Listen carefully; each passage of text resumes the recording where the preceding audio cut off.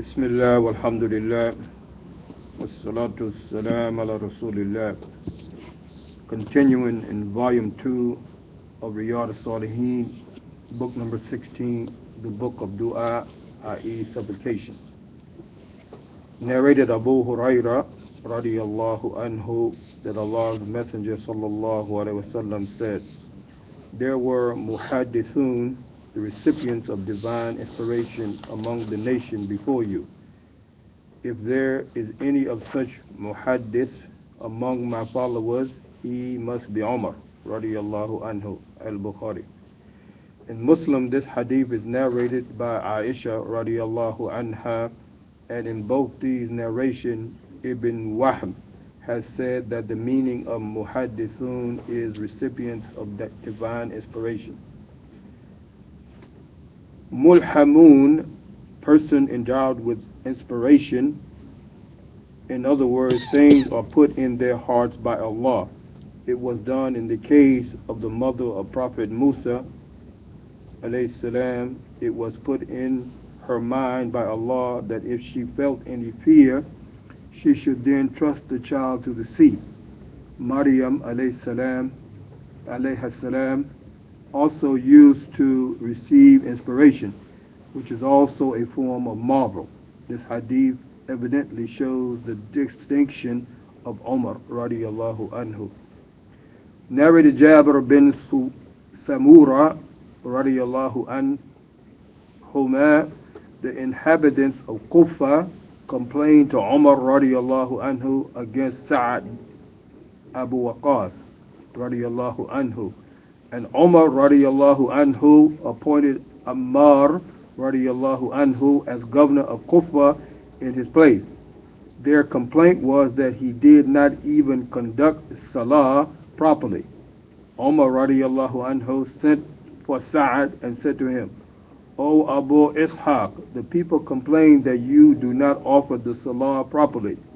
Sa'ad replied, by Allah, I observe salah according to the salah of Allah's Messenger sallallahu alaihi wasallam, and I make no decrease in it. I prolong qiyam in the first two rak'ah in Maghrib and Isha, and shorten in the last one. Umar radiyallahu anhu said, this is what I thought of you, O Abu Ishaq. Then he sent with him a man or some men to Kufa to investigate the matter about him from the people of Kufa.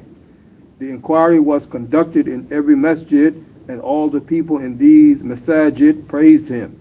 But in the masjid of the Banu Abs, a man with the name of Usama bin Qatada and surname Abu Sa'da stood up and said, Sa'ad bin Abi Waqqas did not participate in jihad, and he did not distribute the spoils equitably and did not judge justly.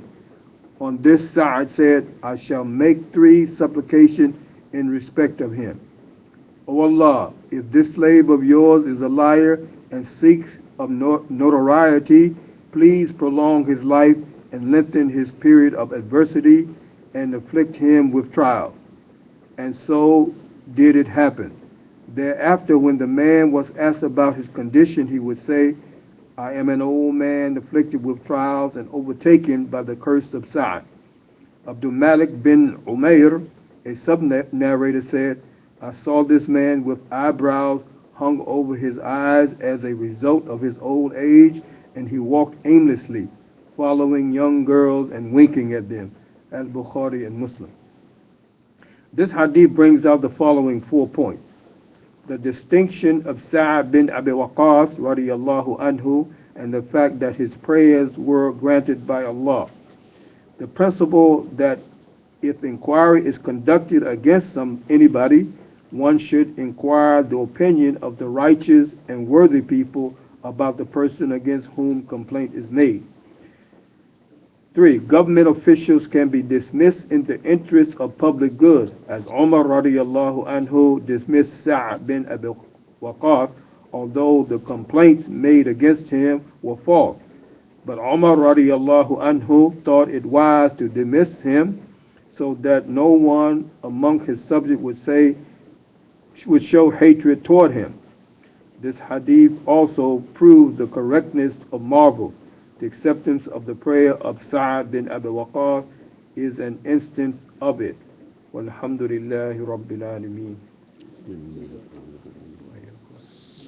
Bismillah, alhamdulillah, salatu wassalamu ala rasulillah. As we understand, this chapter is still dealing with the karamat of the friends of Allah subhanahu wa ta'ala, and also it has a connection with the chapter of supplication, and it shows you that the supplication of the oppressed person is granted by Allah, even if it takes some time. So here Sa'd, when this man accused him with things, Sa'd didn't do too much more than he asked Allah if this man lying against him, that Allah will afflict him with trial and temptation. And exactly this is what had happened. So this is a warning for all of us that we shouldn't be oppressing anybody, accusing anybody wrongly, and that we be careful, because even these people maybe have no might and no power to get a lawyer or to fight back or to do anything, but these people have a very serious weapon, which is the dua.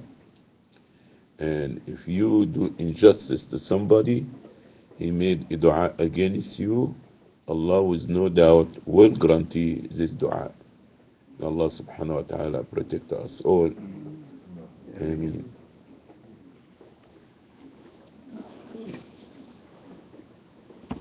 جزاك الله خير.